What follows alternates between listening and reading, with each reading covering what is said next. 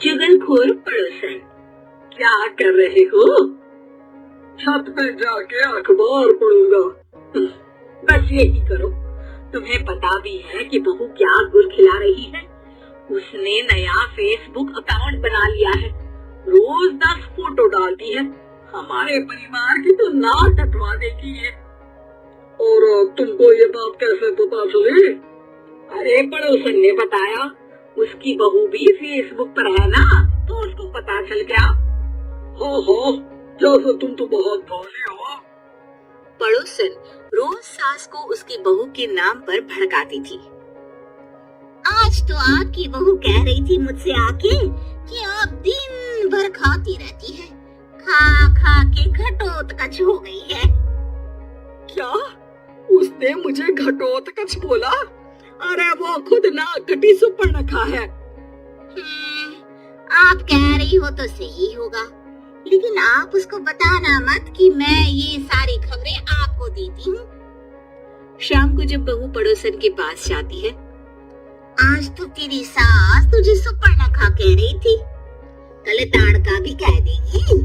पता नहीं इतनी अच्छी बहू मिली है, फिर भी वो तुझे राक्षसनी क्यों समझती है?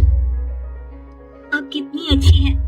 आप मेरी सास की हर बात मुझे बता देती हो, वरना मुझे पता ही नहीं चलता कि वो मेरी पीठ के पीछे इतनी बुरी बात करती है। चालाक पड़ोसन रोज ही दोनों सास बहू के सामने उन दोनों की ही बुराई करती और चुगली करके बातें बता देती, ताकि दोनों में हमेशा लड़ाई होती रहे। आपने तो बस छत पे बैठ के अखबार पढ़ना है और चाय के घूंट पीना है।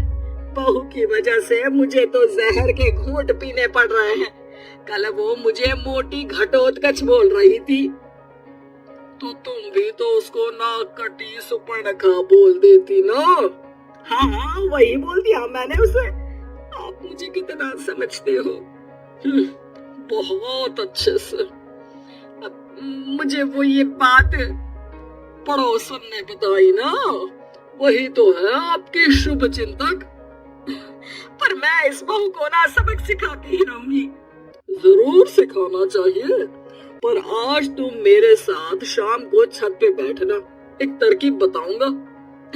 बिल्कुल बिल्कुल, कितना ध्यान रखते हो जी आप मेरा।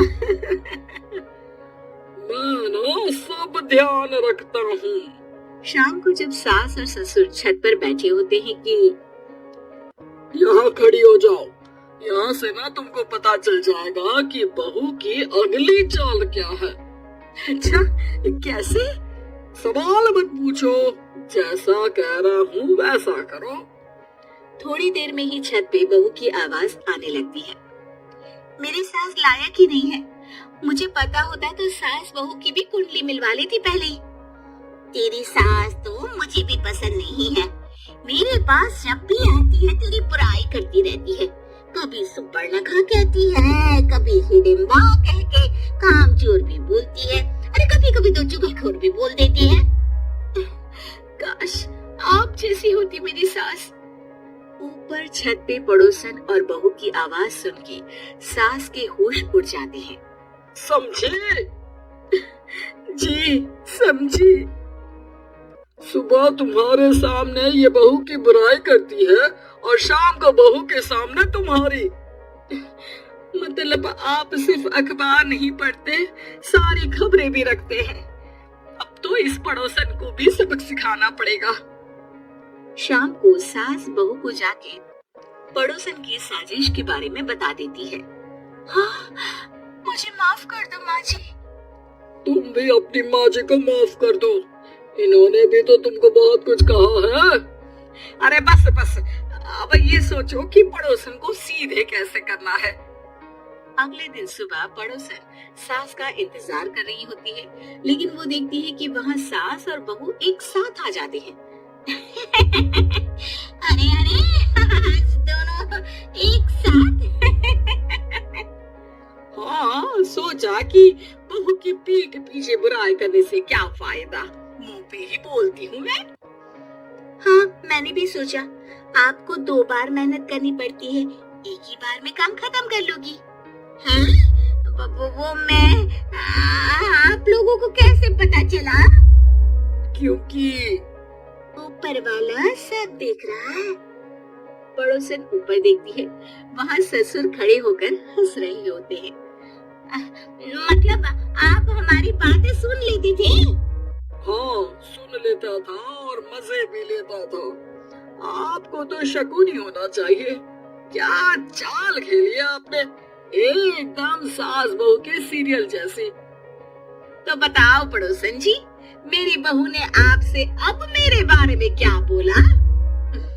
यही बोला कि सास बहुत अच्छी है, बहुत ध्यान रखती है। अच्छा, और सास ने मेरी क्या बुराई की?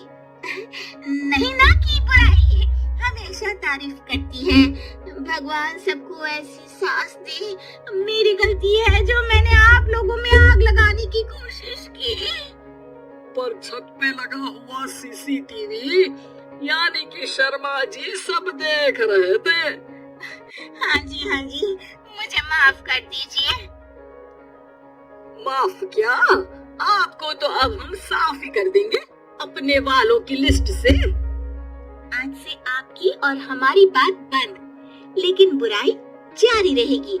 अब आपकी हरकत के बारे में पूरे मोहल्ले को बताना तो पड़ेगा ना आंटी जी।